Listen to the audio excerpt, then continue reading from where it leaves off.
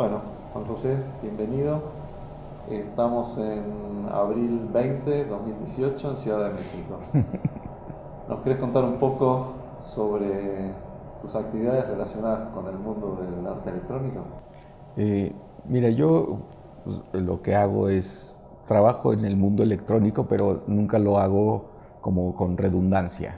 Es decir, no hago que toda mi obra sea electrónica, sino que trato de que siempre esté como un poco en función del tema.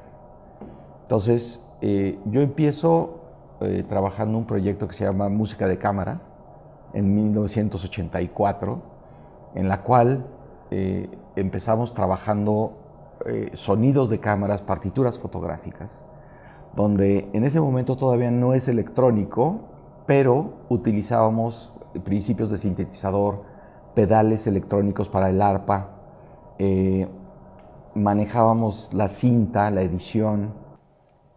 Perdón, hablaste de arpa. Contanos un poco de ahí, si no, a ver, para que quede más claro. O sea, estaba el sonido de las cámaras fotográficas, los procesaban y aparecía un arpa. Bueno, lo que pasa es que se llamaba música de cámara porque hacíamos partituras fotográficas. Entonces, la primera pieza se llamaba Masterpiece en vez de Masterpiece. Entonces eran unos pescaditos que flotaban en un pentagrama. Y era una pieza para arpa clásica, porque la esposa del compositor era arpista, era Lili Tamayo. Entonces, para que tuviera un sentido más acuático, lo que hicimos fue ponerle un pedal electrónico de guitarra eléctrica.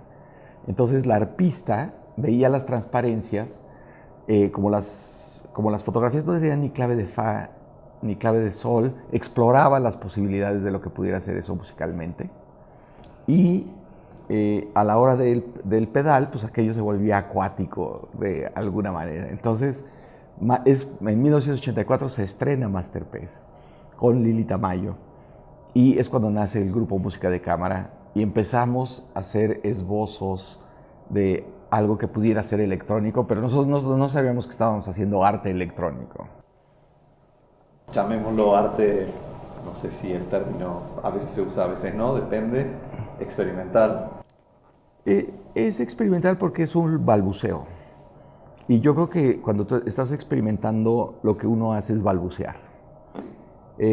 Lo que sucedió es que teníamos que grabar, como era muy irrepetible cada una de las partituras, porque dependía tanto del intérprete, que lo que decidimos fue grabarlo en video.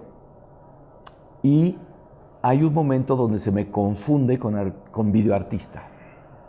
Entonces, nuevamente no estoy seguro si soy artista electrónico por accidente. Entonces, era mucho más barato pasar el video que hacer el concierto. Entonces, hay un momento donde Filadelfo Meneses le llama a esto videopoesía. Y una de las partes que tenía el concierto, además de estar proyectando las partituras, era un acto central de fotógrafos haciendo sonidos y era un concierto de fotógrafos. Filadelfo Meneses lo adelanta y dice, como no estás usando la voz humana y no estás usando la palabra, esto es poesía concreta, contemporánea y es videopoesía. Y yo no tenía yo el cargo de videopoeta, sino que estaba sucediendo de que era yo un video creado, pero yo no tenía los antes, yo estaba haciendo registros de los conciertos, que en aquella época la palabra performance no era, entonces no sabíamos tampoco si era un happening, no existía el multimedia porque el multimedia era con proyectores de 35 milímetros, estábamos utilizando proyectores de 35 milímetros, éramos multimedia, pero éramos pre-multimedia contemporáneo. Y si vamos saltando en el tiempo, otra de las cosas que recuerdo que estuviste trabajando, empezaste a trabajar temas de internet, digamos, con una característica, vamos, una aproximación artística. Bueno, lo que sucede, que es muy chistoso con respecto, es que me piden ser curador de una muestra de video en Oboro, en Montreal. Y les gusta mucho mi trabajo que monto ahí, la exposición de video independiente mexicano en 1995. Y les gusta tanto mi trabajo que me invitan a la Bienal de Venecia. Entonces, el único trabajo disponible que ellos tenían para que yo pudiera ir a Venecia era experto en Internet. Entonces, yo no tenía la referencia ni de Internet, ni de la Bienal de Venecia, porque no estaba yo haciéndome una carrera de artista. Entonces, probablemente yo hago la primera instalación de Internet en una Bienal de Venecia porque, y creo estar más o menos seguro, porque todavía no existía el servicio de Internet en Venecia.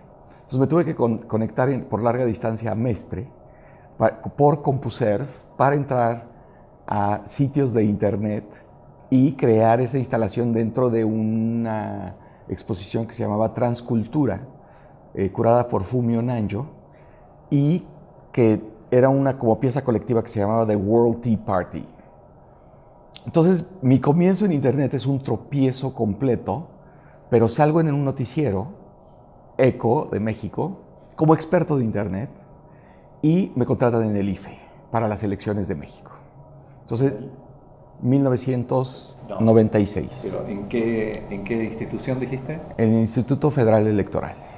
Gracias.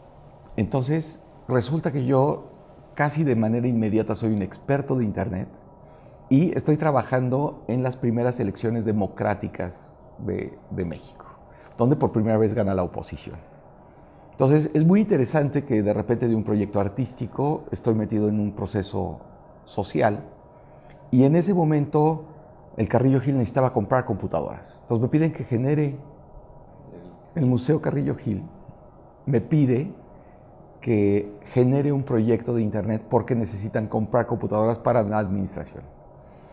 Entonces nace Puente Abierto en 1995 como convocatoria, no como un proyecto terminado porque no sabíamos de Internet.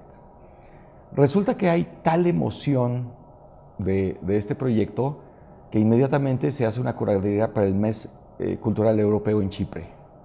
Y entramos en un proyecto o generamos una instalación muy extraña dentro de una tumba griega dentro de territorio turco, en Chipre. Entonces, Puente Abierto se vuelve un proyecto místico donde era una división donde era un puente que supuestamente el Internet unía Chipre como ciudad dividida y acababan de tirar el muro de Berlín. Entonces, es muy interesante que mi entrada al Internet es así de accidental también. Entonces también soy artista electrónico de Internet de manera absolutamente accidental. Y a ver, y para ir completando, digamos, ese cuadro tan diverso, ¿qué hacen los satélites en todo esto? Bueno, lo que pasa es que, como te das cuenta, soy una persona que empieza a introducir tecnologías. Entonces, yo resulta pues, que era una persona que exploraba tecnologías y llega un momento donde cumplo 50 años. Yo ya había pasado por trabajar en Transitio, el Encuentro de Ciencia y Arte, Play, y decido que hay que dar un paso adelante y veo la posibilidad de estar haciendo satélites como instrumentos musicales. Entonces, uno de los festivales Play dentro de la Fonoteca Nacional se genera como una especie de ensayo del Lelutier contemporáneo. Cuando decís la Fonoteca Nacional, es la Fonoteca Nacional de México. De México, por supuesto. Estamos en Ciudad de México. Estamos en la Ciudad de México. Bien. Entonces, es muy interesante que el director de la Fonoteca me compre el proyecto como esta intención del Lelutier contemporáneo y formamos el Colectivo Espacial Mexicano y empezamos a generar un proceso de hablar el espacio como un tema ciudadano, donde México, como un país en guerra, con problemas de seguridad, de gobernabilidad, si un grupo de artistas podía ser un satélite, la realidad puede ser cambiada. Entonces, los satélites se convierten en documentos de comprobación de cambios de realidad. ¿Y el satélite se lanzó? Bueno, Ulises 1 en este momento se lanzó a 32 kilómetros a la estratosfera, tiene pagado un despegue a 300 kilómetros a una órbita polar. El Ulises 2 se lanzó también a 33 kilómetros de altura como fotógrafo. Y tenemos otro despegue de la serie de Ulises preparado para el año entrante para también una órbita polar de 400 kilómetros. Y ahí, como para ir cerrando, ya nos vas contando cuáles son las próximas etapas, o sea, ya hay otro Ulises para el próximo año. ¿Qué otros proyectos estás pensando ahora? Lo que pasa es que el Colectivo Espacial Mexicano, de ser un grupo de personas, se convierte en Agencia Espacial Civil. Entonces, estamos interesados en los asuntos espaciales civiles, en la democratización del espacio y la ciudadanización de los conceptos del mundo en un momento de tanta crisis. Entonces, pues, básicamente lo que hemos estado haciendo son misiones espaciales, como la misión, como el poema de Tu cuerpo, mi cuerpo en gravedad cero, o el rebotar el Quijote en la luna. Entonces, básicamente estamos haciendo una conjunción de la utilización de los satélites como un objeto de discusión, muy a la Duchamp, donde el objeto de arte es un objeto de discusión.